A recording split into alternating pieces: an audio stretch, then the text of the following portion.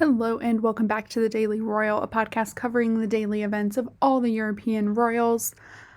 So it is officially 2021. It is, as I'm recording this, January 1st. You will be hearing this, I think, on the 2nd. And so today's episode is just going to be kind of like a 2020 review. Like, here's all the stuff that went down in every single royal household. Good stuff, bad stuff, really bad stuff. And we're just kind of gonna go through each country, country by country, like this podcast is normally done. And just kind of talk about, some have a lot more things, and then, I tried to average it around 4 things each, but it didn't always work out that way. And we're just going to talk about like highlights, lowlights, just general news. I don't really want to label anything good or bad. I mean, there were things that were obviously good and things that were obviously not good. But then there are other pieces that are just kind of like, it made news. So we are going to get started with the Belgian royal family now.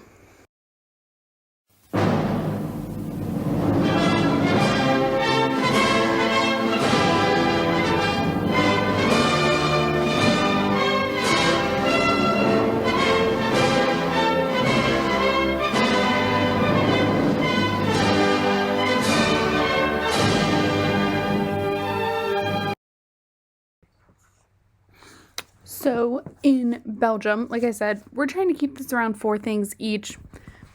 Kind of hard to do in certain countries, honestly. But Belgium is a country that, like, I loved following this year. They were a country before 2020 I knew about, obviously. And I would follow bits and pieces of, but like doing this podcast, I followed 7 royal families throughout their entire year. Kind of missed a few days early on and then missed all of December, but that's okay. But like I saw their whole year. And Belgium is a country that like I personally developed a different appreciation for than I had going into this. And a lot of that is because of what happened this year. So I mentioned yesterday that 2020 got off to like a rough start for King Philippe and his family with the news of the official verdict of this is still really weird to talk about. Like a year on, it's still, how do you talk about it appropriately? But with the court judgment that King Albert II, who is King Philippe's father, had a daughter from an extramarital affair. And so that was in January, and that's kind of like where this started. And then in early October, it was decided by the courts that she would be able to use the title of princess, as well as change her name to, I think it's Saxe-Coburg, which is the royal family name in Belgium, as well as other places, but I think they're the only ones that still go by Saxe-Coburg, or can at least. And that, kind of was a defining moment. It was the way the Constitution was written as such. Obviously, like, I thought it was weird in January. And then, 10 months happened in 2020. And like,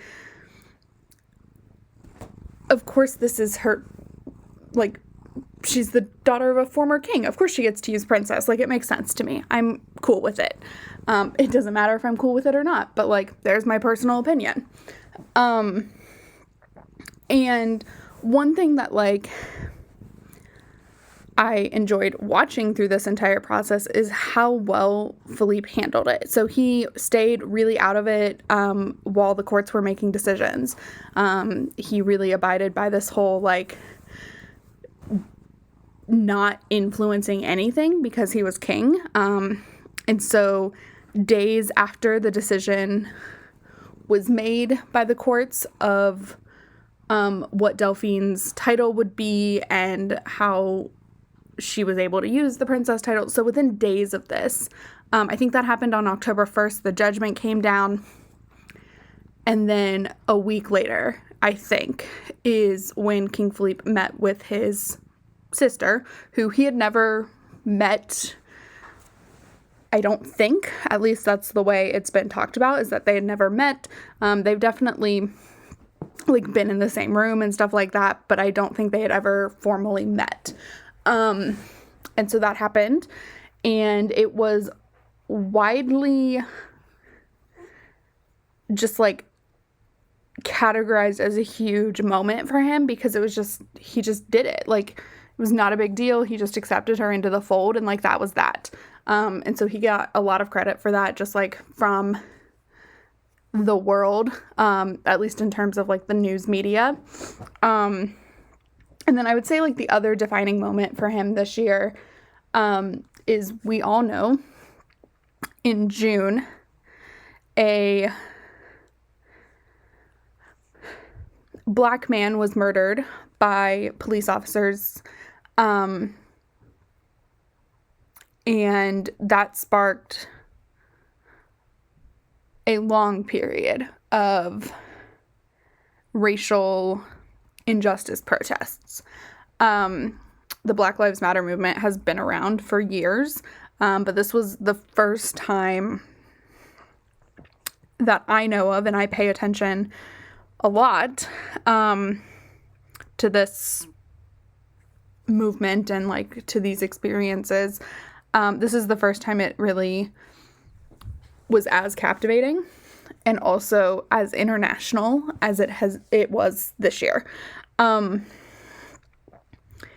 so very shortly after that, because the movement had become more international, it was calling out countries for their colonial past, their racist past, and Belgium is probably the worst example of that.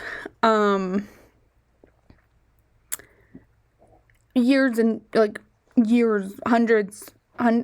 100 years ago, the then king of the Belgians, I think it was King Leopold II, colonized what is now the Democratic Republic of Congo. He colonized it under his name, not under Belgium, and used the people there for his own personal profit. Their life conditions were horrendous, and it was just really bad.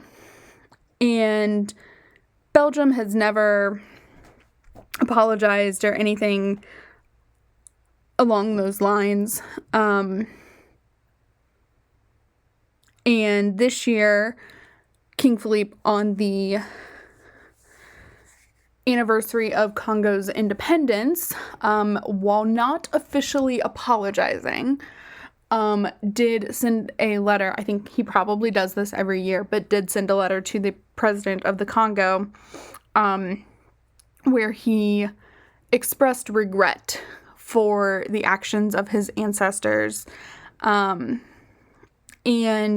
like, that's just another thing. Like, he just stepped up and did the best that he could do this year. And it was just like amazing in the sense that he just did it. There was a lot of fanfare. There was a lot of talk about it.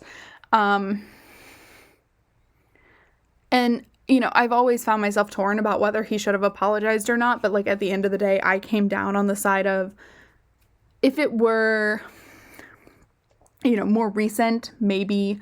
If it were more direct descendant line, again, maybe. But one person is one person and their actions. Like, I'm not responsible for my ancestors' actions. I don't know why he should be expected to be responsible. He did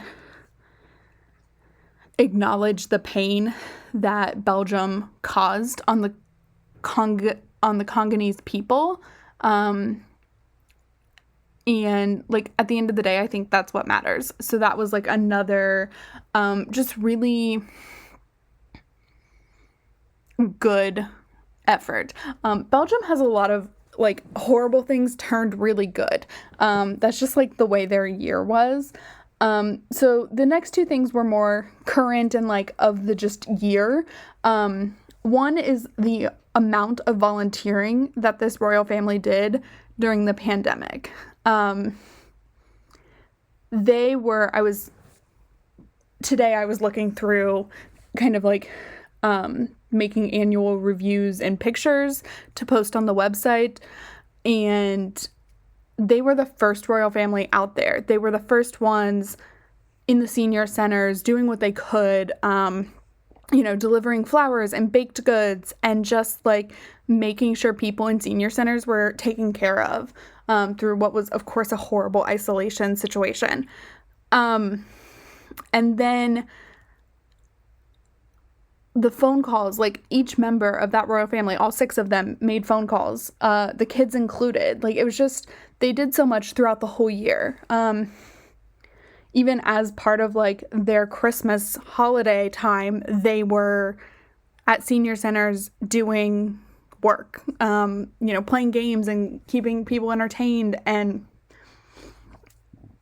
they were just on it with the volunteering and like the being there for the people in a way that not a lot of other countries were.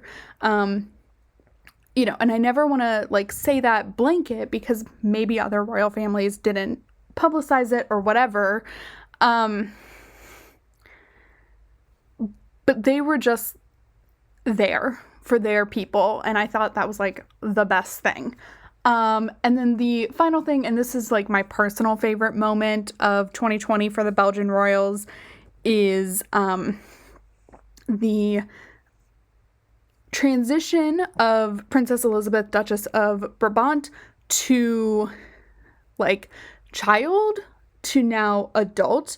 So she turned 18 in 2019, but she graduated from what is kind of high school this year in May in a online ceremony because COVID, and she started her like postgraduate studies in the Royal Military Academy in Brussels.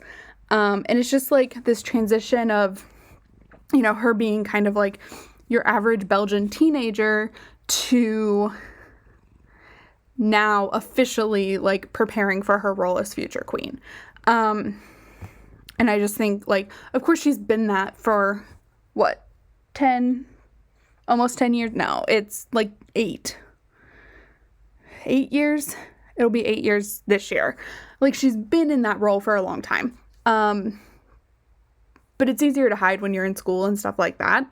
And so like just this transition of like joining a Royal Military Academy, going through a Blue Beret parade with your father handing you your beret, like just that transition has been really cool.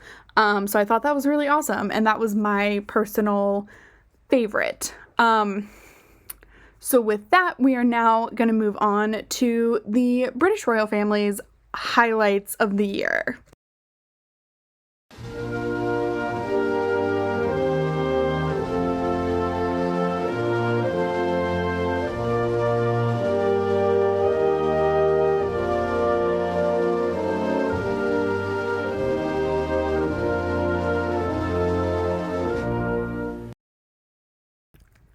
So I wasn't sure I was going to do this. I kind of thought I would talk quickly, but I'm not going to because I don't want to. And so I am going to split this up into 2 episodes that I will post. So I'll post this one for Saturday, and then I will post... I'll record the second part. I'll probably honestly record the second part tonight. If I do that, I'll put it up on Sunday and then go back to normal kind of podcasting on Tuesday. So, we'll see what happens. I'll give you more of an update when I see how long this truly is. Right now it's 15 minutes already, and we're just in the second royal family with 6 more to go. So, we are going to talk now about the kind of highlights or like the most important parts of 2020 in the UK. Where to even start? I feel like as the most followed royal family in the world, they have kind of like defined this year. But a lot of it is in things I don't want to talk about. You can listen to the very early episodes of this podcast to hear more about like what seemed to define the beginning of the year. But I don't want to talk about it anymore, and I'm not going to. So we're moving on past the giant elephant in the room. And really, this year, obviously the pandemic, like, really covered the whole year. It was the epicenter of, like, what was talked about. And it defined, of course, as it did all of our lives, but it defined their lives and like the way we follow them so specifically, because there weren't annual traditions that I am so accustomed to. Like, those just didn't happen. And so the things that like are important and that I would think I would talk about didn't happen this year. And also there was just like so much BS happening with other members of the family that I don't talk about anyway, that it just like wasn't a great year for them. Wasn't a great year for anybody, but like wasn't a great year for the British royals. So I do want to pick up on like some of the really big things that did happen. In January, before the pandemic, there was the launch of a 5 big question survey that the Duchess of Cambridge launched as part of her like early years initiative, that came with a tour of early childhood care centers, and just like a really big launch. And then later on this year, the launch of like the results from that survey were released. And so that was a big thing. And then her other big project came out of the pandemic, and it was called Hold Still, which was a photograph competition with the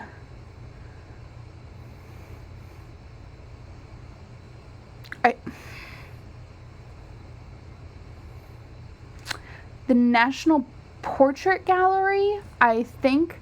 So there's the National Gallery, and then there's the National Portrait Gallery. And I'm pretty sure Kate is the patron for the National Portrait Gallery. I'm going to be so mad if I'm wrong. But she launched that project and received a historic amount of submissions. The gallery was able to put that on like a tour as a fundraiser, because they, due to the pandemic and other things, were not able to be open really at all this year. I also think there were like some internal renovations and stuff happening like that as well. But still, like, a lot going on. Let's see, what else happened in the British royal family?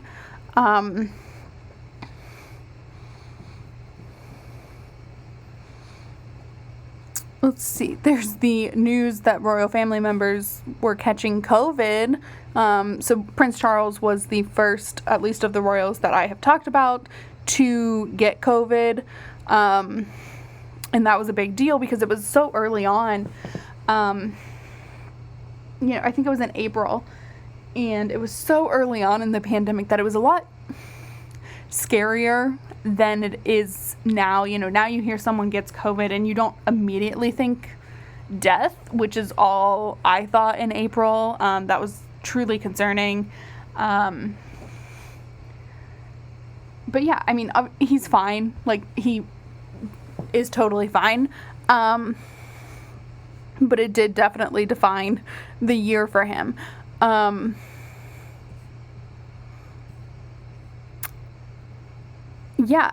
Let's see. I'm trying to think of other things that happened in the British royal family that are, like, super exciting or anything that aren't drama filled, because that's not my style. Let's see. Queen Elizabeth's granddaughter, Princess Beatrice, was due to get married maybe in the summer, but pandemic, and so that didn't happen on the date planned. But they did, her and her now husband did get married at Windsor, and Queen Elizabeth and the Duke of Edinburgh were in attendance, and it was just like, you know, kind of the last royal wedding of this generation. So Queen Elizabeth still does have 2 unmarried grandchildren, but they're young, like 18 and 10 or something like that. So there won't be a royal wedding for quite a while at this point now. And so that was like a big deal. It was a beautiful wedding. Princess Beatrice wore an old gown of her grandmother's, of Queen Elizabeth's, that had been kind of restyled for a church wedding. And it was just like a really cool thing. It was a great ceremony, or a great photo set. We didn't see the ceremony or anything like that. It was literally, here's a photo. It was great, though. It was a very COVID-friendly way to do this, and that's what we're looking for in life right now. So yeah, that is kind of like the top. Here are the highlights for the British royal family. I did love like the adapted events. Trooping of the Colour was really cool this year. In terms of like just the way they adapted it to fit a pandemic. I missed the balcony scene. I missed a lot of things. Like I said, I went through kind of like this whole year for all these royal families to do like picture every month type of deal on the website, which you can go check out. I'm still working on them, but like you can go check them out on thedailyroyal.com. And it I don't know, it's just something cool and different, and I liked the way different royal families adapted different annual events that we see all the time in the same way. But I also missed them because they're the same every year. And the continuity of that is really helpful. And so that was hard. But yeah, with that, we are going to go ahead and move on now to the Danish royal family and talk about the highlights over there.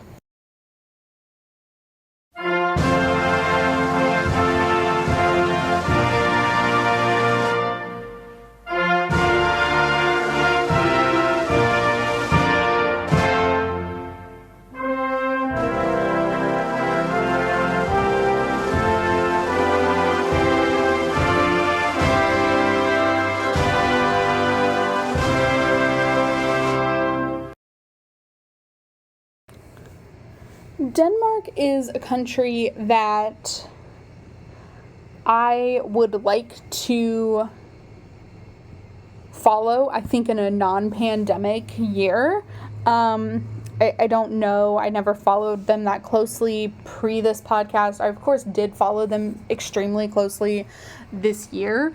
But of 3 members, full-time working members of the royal family, like, They each had about 50 engagements. There wasn't a lot to follow throughout the year. It averaged to one a week.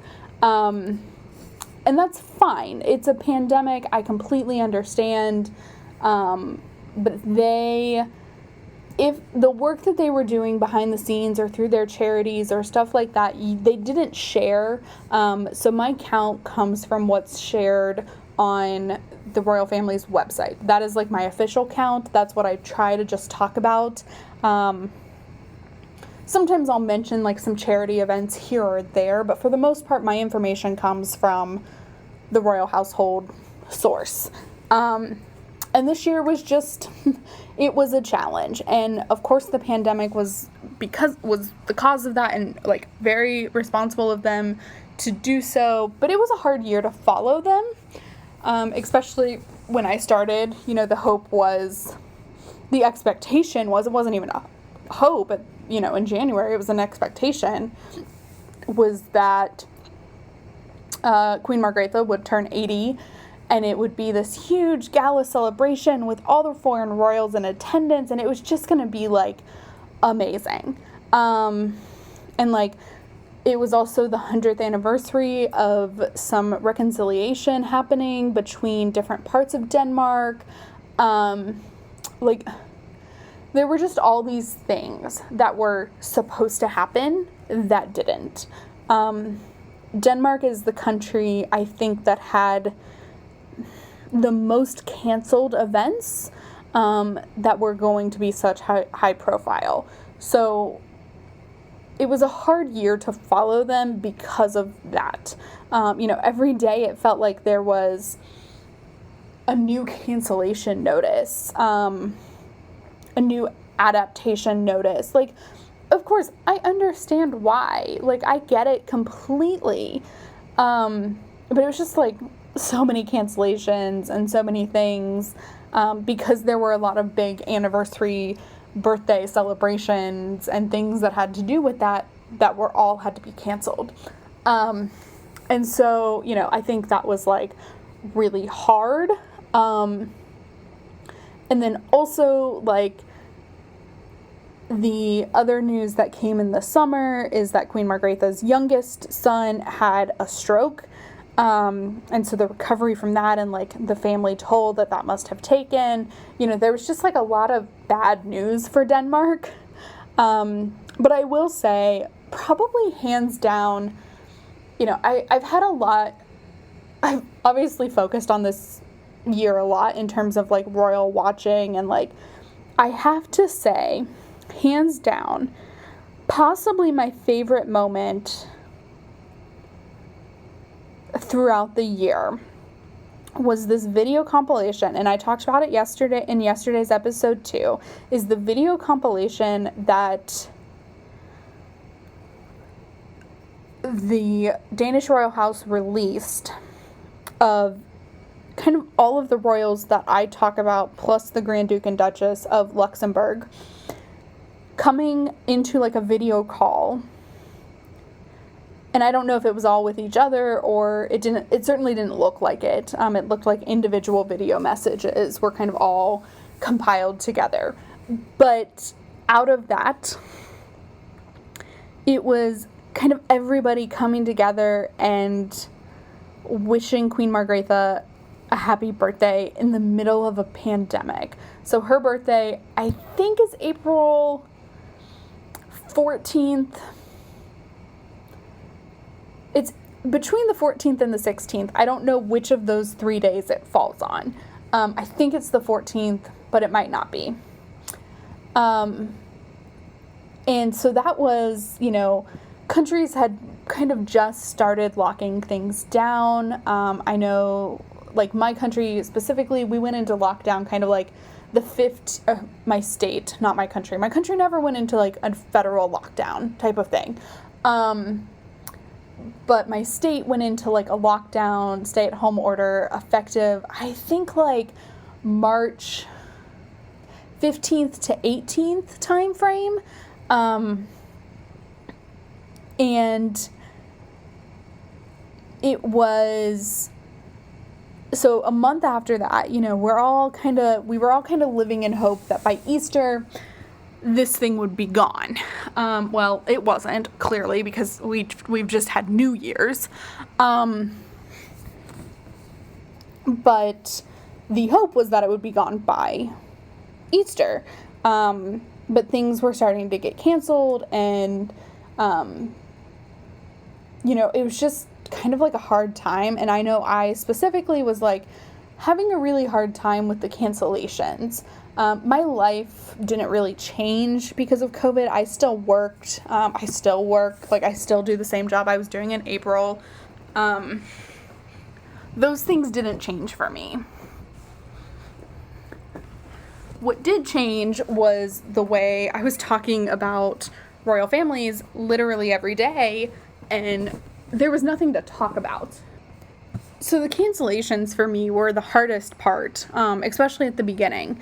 I had kind of thought, like, okay, the royal families are going to go into lockdown. I'll come up with a few things to last me like a month. So I was able to put out a month worth of 20-minute podcasts, even when the royals weren't doing anything. Well, I came out of, a 2-week quarantine, because I was in quarantine at the very, very beginning. I came out of that. I did my month's worth of episodes that would get us to 20 minutes, and then I was out. And then the cancellations kept coming, and I ran out about the same time of Queen Margretha's birthday. And when that happened, I realized how challenging this year could potentially become. Especially in terms of trying to start a new podcast. Starting a podcast and then having a global pandemic happen has been very hard. Just in terms of the way this podcast specifically runs. And so Queen Margretha's birthday was a catalyst for this. It was a moment. But then this video came out of all these royal families just wishing her a happy birthday. And I was like, oh, much like we are all learning to adapt, the royals will adapt to COVID and COVID lifestyle. And they did. But this was the moment that I was hopeful and excited again, because of this video and the way that people found a way to adapt. So that was my again, all-time favorite moment from any royal family. And it was all of them, so it was great. So yeah, that's what was going on in Denmark throughout the year. Those were the highlights of the year. So now we are going to go ahead and move on into the Dutch royal family. And then I'm going to keep recording, but this will be the last one of this episode. I will post them at the same time. So you can just move right on to part 2. Or you can, listen to part 2 another time. But I'll split it up that way. 2 episodes, but I'll record them all at one time. So you can have them all at one time. But if you want to take a break, do whatever you need to do. Sounds good. So let's move on to the Dutch royal family, and then we'll end this episode.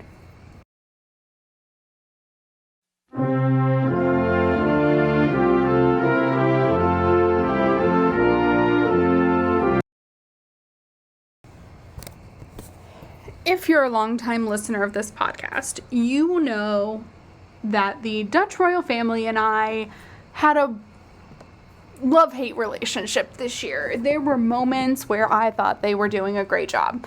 And then there were moments that I wanted to end the whole podcast because I couldn't stand talking about them. Hello, December. In case you're wondering, some of that December break was because I just didn't know how to keep this podcast going while still talking about them, because I had a hard time. But we're gonna go through it. I will say King Willem-Alexander's Christmas speech actually gave me a newfound confidence in him and talking about him and his family. And so yeah, it was a tough year for them. And so because of that, I kind of am still struggling in terms of how to talk about them, but I want to do kind of like here are the two moments that stood out the most to me. One was early on, the like pre-pandemic in March, literally like as the pandemic was really starting to happen. King Willem Alexander and Queen Maxima were on a state visit. They were on a visit to Indonesia, which was a former Dutch colony that has been independent, but there was a war for them to receive their independence. So that was in March, and there were like all these beautiful moments. The scenery was beautiful. It was the only state visit this year, because we live in a pandemic. And so like it was great. It was really awesome to follow. It was in March, so it was really early on in this podcast. It was a cool thing to follow.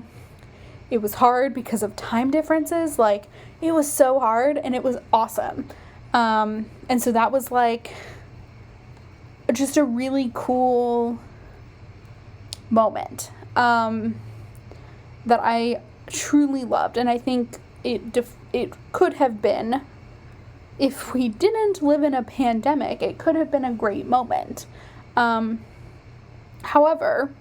we live in a pandemic now. 2020 has taught us a lot, has taught all of us a lot about leadership and true leadership and what all of that means. And so, for me, the hardest part from following the Dutch royals this year was, I think, what was the hardest for most of the Dutch people. Surveys have come out, and King Willem Alexander's approval and trust ratings have tanked dramatically, like 30-point drops, because of this event. And of course, that event is in October, right after some pretty intense travel restrictions were announced in the Netherlands. King Willem Alexander and his family went to have a private vacation in Greece, where they own a home, and they were not breaking any rules or regulations. Everything was within regulation, within the law, and was, it was okay legally. It had a huge PR fallout. Astronomical PR fallout. Video apology was done by Willem Alexander and Maxima. And, I think what it showed me is there's this quote, and I don't know where it came from, but like, when you do what's right when no one is looking, that's like what makes you a good person. If you're doing something wrong because no one's looking and you can get away with it, I think that's like the hard part. And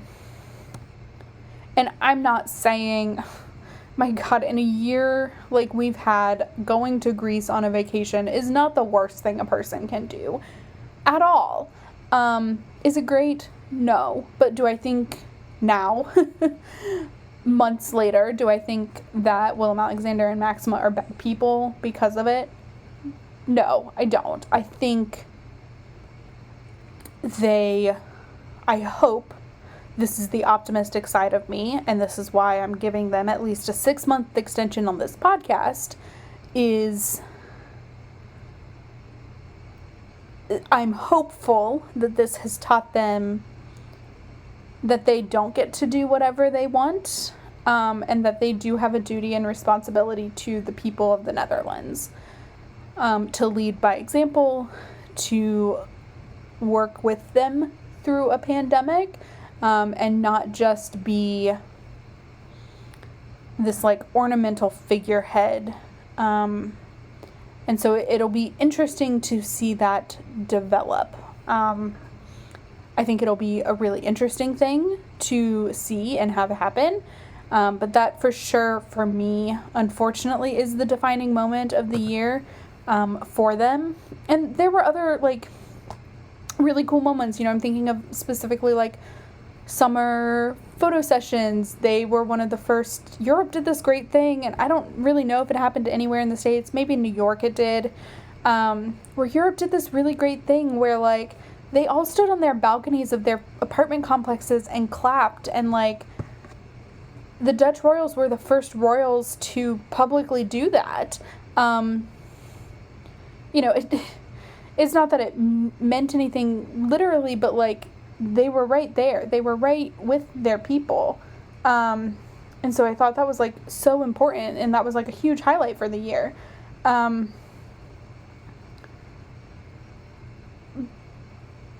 But it just shows, like, how quickly some good work can be undone by a hefty amount of bad. Or one bad event. And so, like, yeah, that is the defining moment. There were other moments that were good, but there weren't a lot that stood out after I got to the point of frustration, which I got to. So to end on a horrible note, that is the end of this episode. Like I said, you can absolutely 100% go listen to part 2 right now, but I'm going to give my voice a little rest and get this one edited and uploaded, and then we will move on to our next episode, which will cover, like, the highlights of Norway, Spain, and Sweden. So I will catch you all there, and I will talk to you then. Bye. Hello, and welcome back to the Daily Royal, a podcast that covers the daily events of all the European royal families. We are continuing with part 2 of our 2020 in review, is what I'm officially calling it, where we're just talking about highlights of each royal family throughout all of 2020. So this is good news, this is bad news, this is just things that are covered the span of the news cycle for each royal family.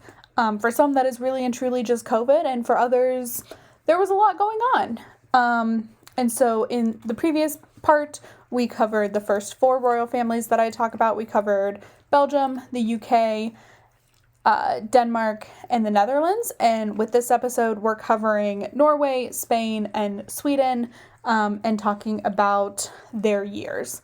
So we're just going to jump right in and start talking about the Norwegian royal family.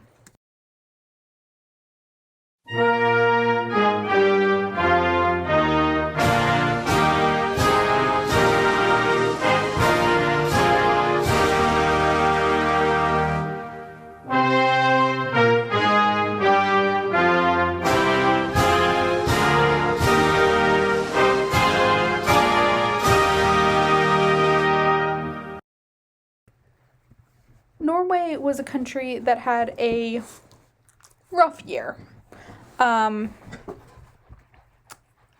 Again, some of it I have decided to not talk about. Yes, I talked about it at the beginning of at the very beginning of, like, this whole podcast experience.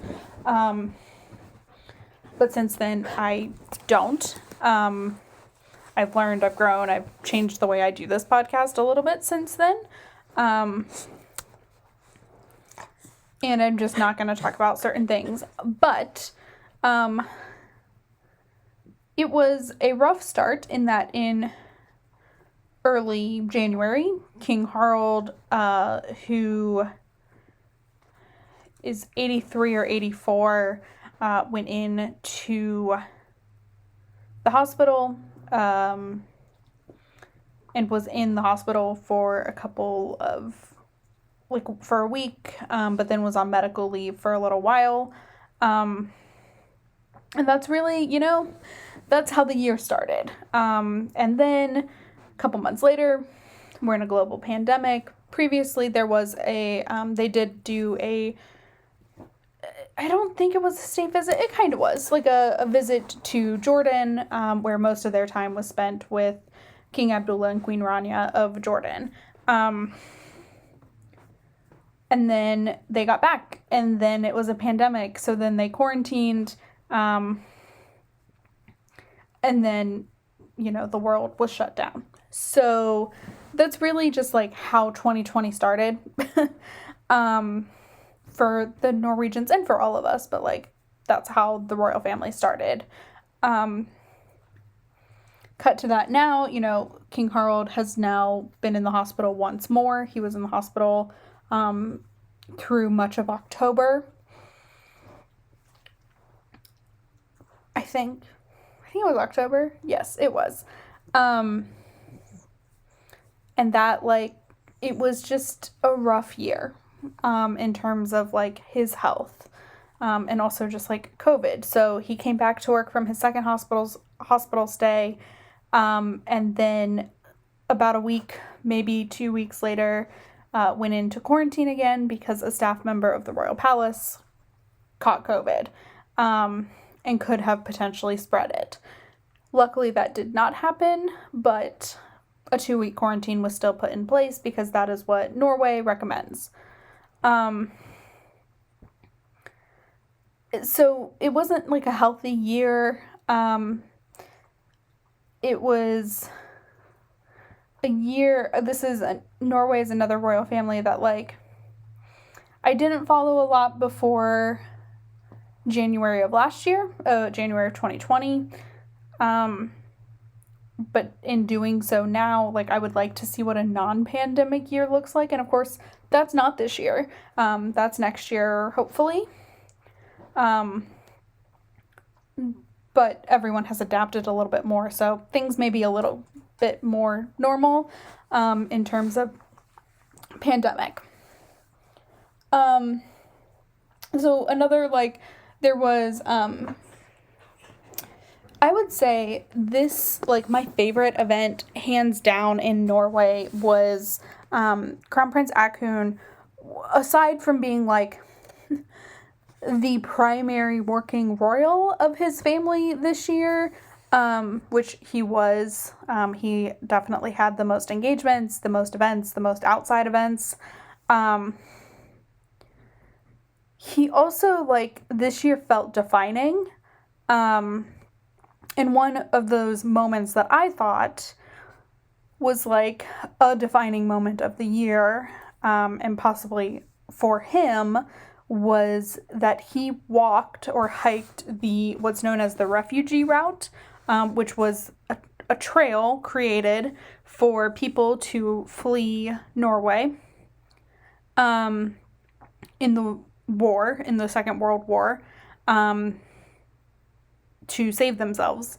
So he walked that, and so typically the route goes into Sweden, but because of COVID, he, got to the border of Sweden and turned around.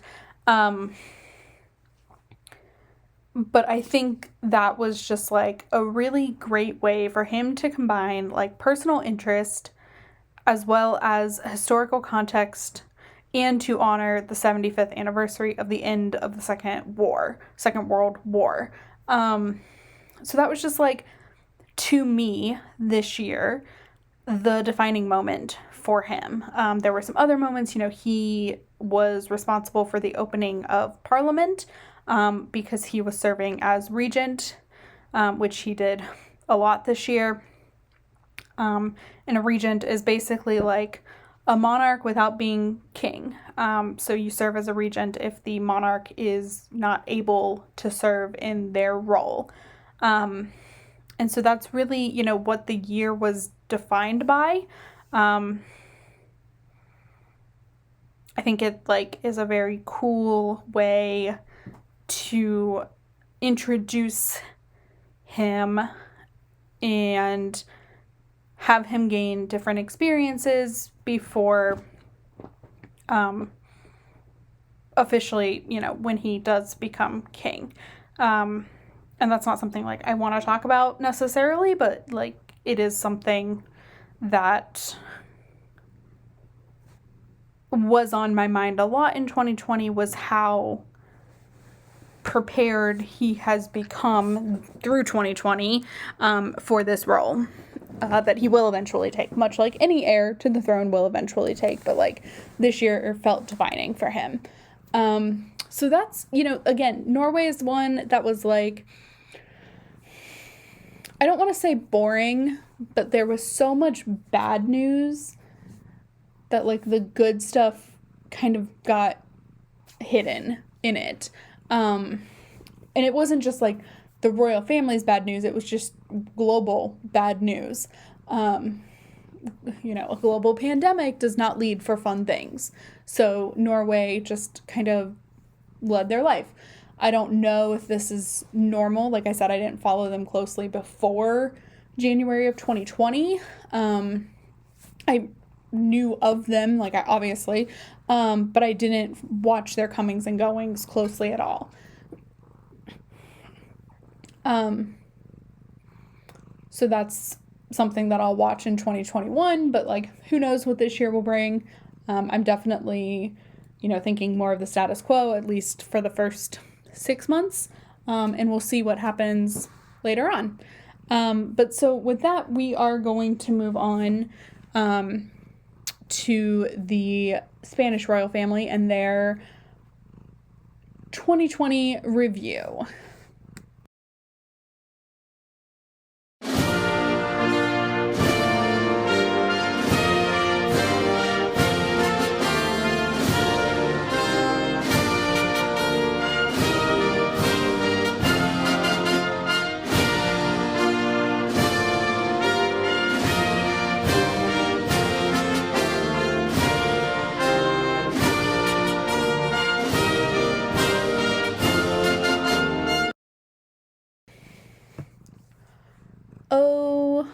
Oh, Spain.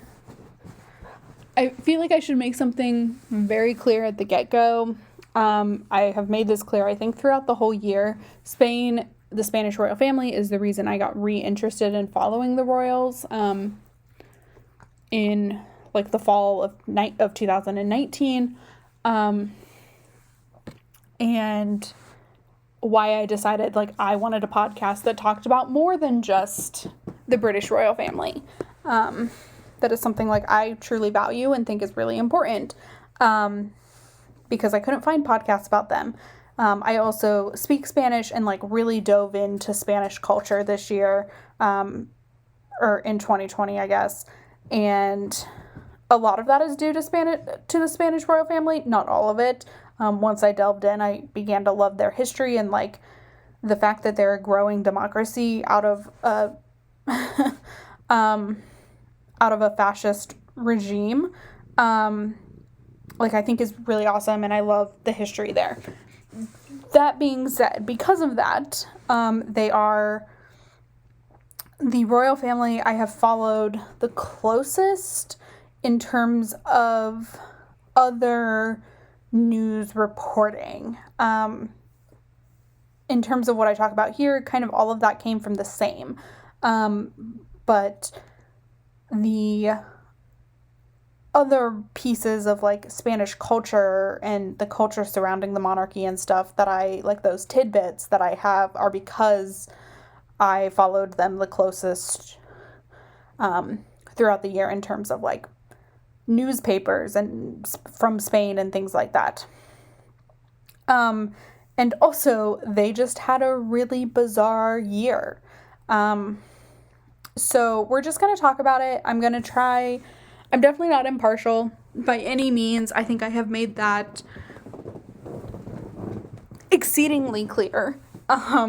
In my podcasting world, I am a person. I don't comply with journalistic ethics because I'm not a journalist. I don't see myself that way.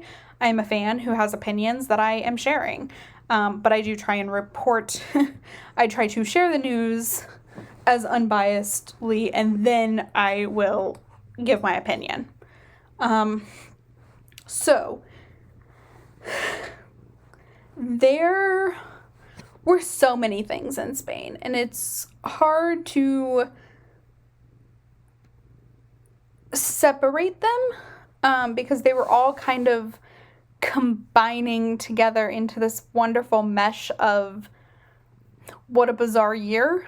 And so I think we're going to start with the bad stuff here first at this point. So, in March, a lot of stuff was being reported on about former King Juan Carlos, who is King Felipe's father. All of that was happening, all financial money laundering, money schemes, things that I have talked about that I describe as shady, because they were.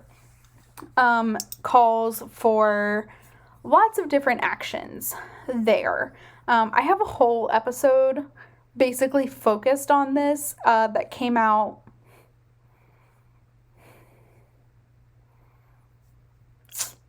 in August, maybe? Now I can't remember when it came out, but I think it's like Let's Talk About Spain or something is the title of it. Anyway, it talks all about like where this drama started and what's going on.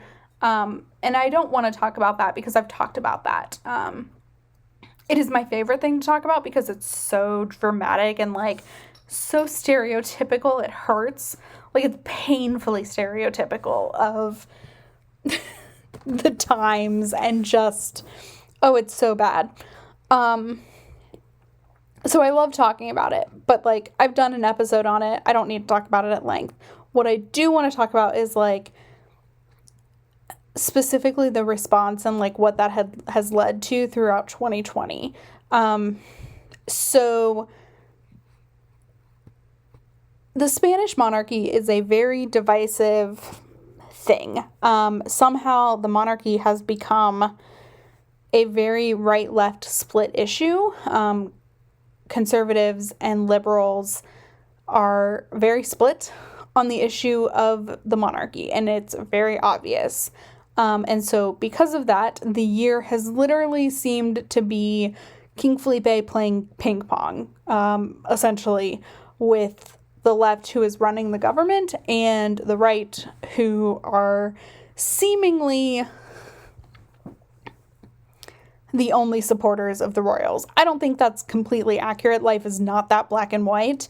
But Spain kind of is in terms of like love or hate. It's very much one or the other. There's no nuance in that, from what I can tell. That being said, King Felipe has played ping pong extremely well. He addressed the issue pretty quickly. Some may say not enough, but like he addressed it. He talked about it very quickly. He dealt with it. He removed, allowances and stuff like that. Like he did good work. But the issue didn't go away. And so all of this is happening in the middle of a pandemic. So the focus obviously needs to be on the pandemic, not King Juan Carlos and his nonsense, bad history stuff. So we're trying to walk and chew gum, right? Like how do you do both? Obviously the pandemic needs more attention and it got it. So things kind of continued as normal, but there were subtle hints throughout the year of like moving Juan Carlos out of the picture and bringing in Princess Leonor, who is the daughter of King Felipe and Queen Letizia, and heir to the throne, and also 15, but bringing her more into like the fold as showing, this is a hereditary monarchy. Here's how things are going. And like showing her what is undoubtedly the most mature child heir to the throne that I have seen so far. I follow all of them. I guess the only one who is a little bit more ahead of Leonor is Elizabeth from Belgium. There's also a 4-year age difference there. 4 years. But like, those two have definitely proven themselves to be the most mature so far. Also the only ones that have done more than a few official engagements at this point. But it was very much a like, hey, this is the direction we're moving forward. We're kind of forgetting Juan Carlos and moving on to the future. And so I personally think like they did a really good job of like just moving through the year and all of the craziness that the year has brought. Spain is an interesting country in that it is one of the only countries that has had a national period of mourning, a national funeral for victims of COVID-19. And I say that because they had it maybe a little too soon, given that they had it in July and it's January now of the next year, and many more people have died. But the fact of the matter is they gave the Spanish people a way to mourn. The royal family was very involved in this. They were in attendance at the ceremony. They were very involved.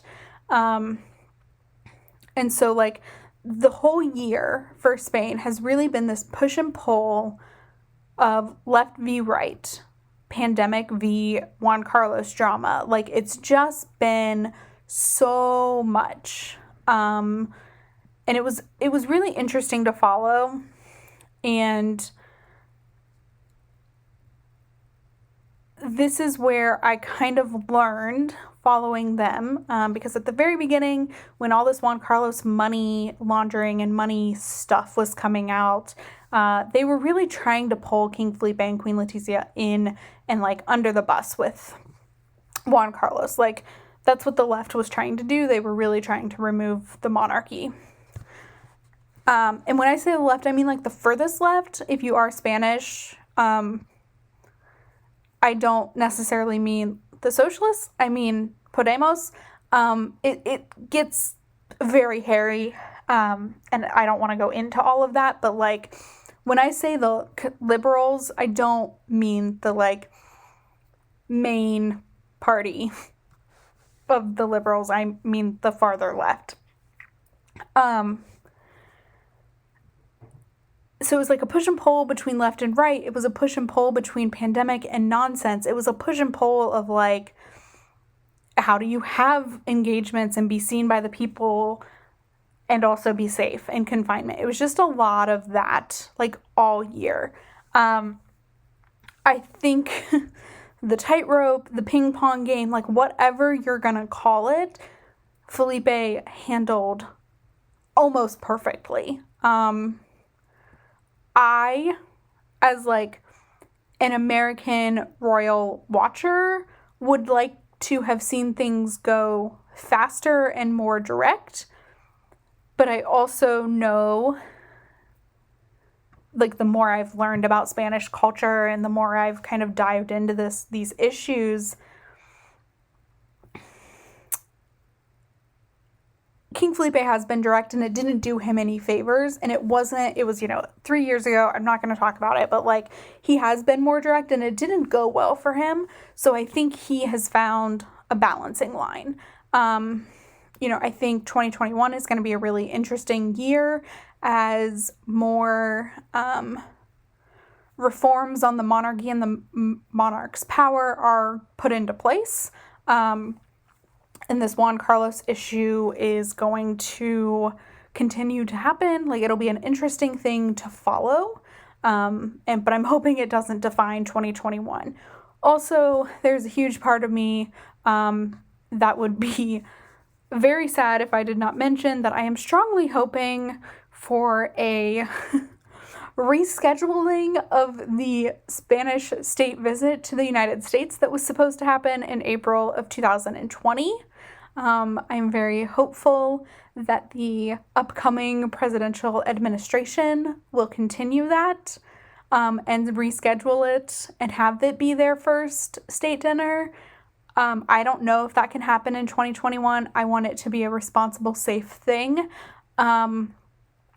But like, I was gonna go to DC for it and then COVID. And so like, I would just be very remiss if I did not mention that. I am very strongly hopeful that the Spanish state visit that was scheduled with the previous presidential administration can happen under this presidential administration. I understand if it cannot. I will be heartbroken, however. So if every government that I'm talking about could just get in line and allow that to happen, that would be great. So that's my 2021 hope, is that Felipe and Letizia can finally come to the States for that state dinner. So with that, me putting that out into the world, we are now going to move on to our final country, and that is Sweden, to talk about their 2020 experience, I guess. I don't know. And so with that, let's move on to Sweden.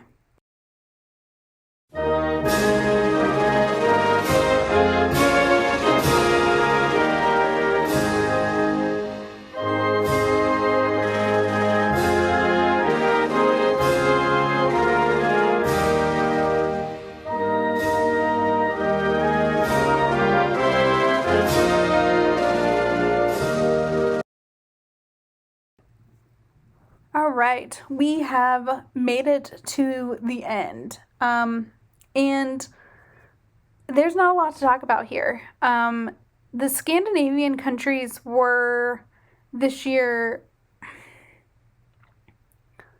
I hate to use the word boring, but yes. They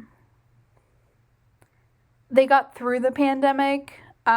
Things just kind of kept getting canceled. And so Sweden, it was just a boring year.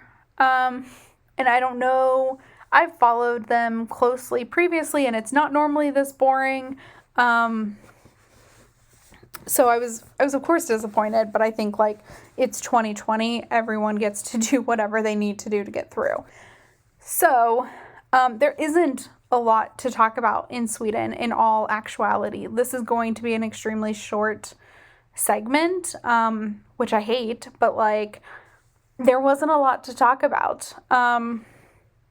There was an attempt at a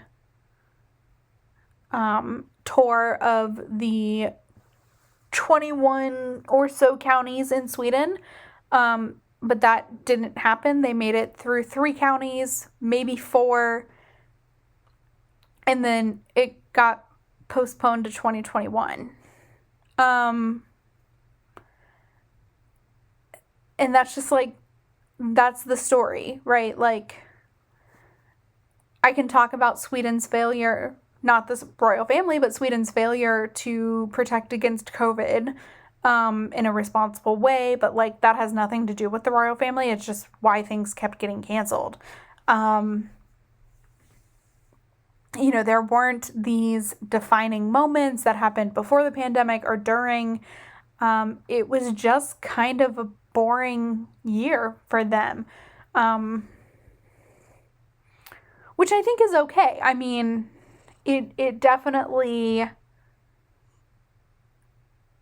I don't wish some of the bad things that happened in other countries on Sweden by any means. It was just truly the most boring royal family to watch all year.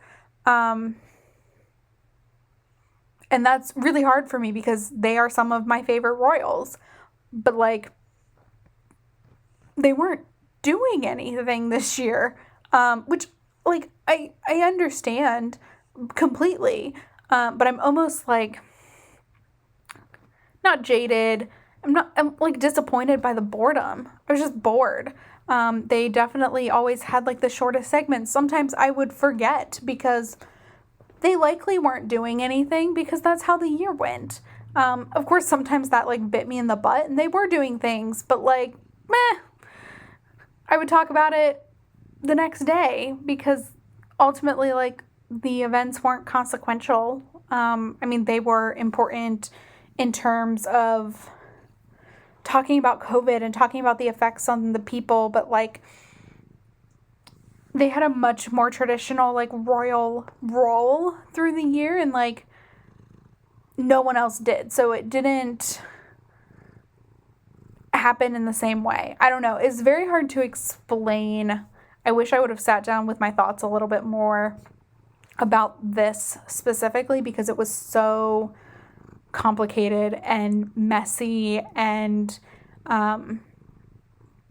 like there's nothing to talk about from Sweden. There were no big moments, good or bad, really, this year. There were cute moments, there were really exciting moments, but for the most part, like, it was a really boring year. Crown Princess Victoria didn't have any, like, defining moments like you saw in Norway from Akun. There was no jubilee or birthday celebration that was, like, widely going to be celebrated anyway that got canceled like you had in Denmark. Like, those three countries were boring, but Norway and Denmark had big events that couldn't happen, or big events that ended up happening just because of the nature of COVID, where Sweden didn't have any of that. So sometimes there's, like, it's a roller coaster following them, and every day at the end of, like, my podcast roller coaster, it was always like, oh, and there's Sweden at the end doing the same thing over and over again. So that, to me, is, like, what defined Sweden this year, is they were just a bore. It's not their fault. It's 2020. It's the way they chose to, their household and the government chose to handle 2020 and COVID and all of that. Like, it all is fine. It was just boring. So again, just to end the podcast roller coaster, that is a 2-part podcast, I found Sweden boring. I really should have, like, started with them or something. I don't know. But so that is the 2020 review episode. I split it into 2 parts. If this is the first part you're listening to, great. Go catch part 1, where we talk about the UK, Belgium, Denmark, and the Netherlands. And if this is the second part, awesome. I will be back. Let's see. The 5th will be the next episode I post, and that is more than likely just going to be a, like, where we're headed in 2021 through the podcast. So kind of a refresher on who I am, what this podcast is, and we'll go through any events that have happened. I don't expect a lot to happen on Monday by any means. There are a few bits and pieces happening from royal families here and there right now. So the episode that goes out on Tuesday will really just be, here's an introduction to how things go, and we'll cover any events that do happen. This first week of January is going to be really slow, and then we'll pick back up a little bit, but we can do a lot of housekeeping stuff this week. And also just a way for me to get back in the habit of recording 5 times a week, because I seemingly have forgotten how. I'm getting better each time, but, like, recording yesterday's episode was actually nerve-wracking, because I took a month off.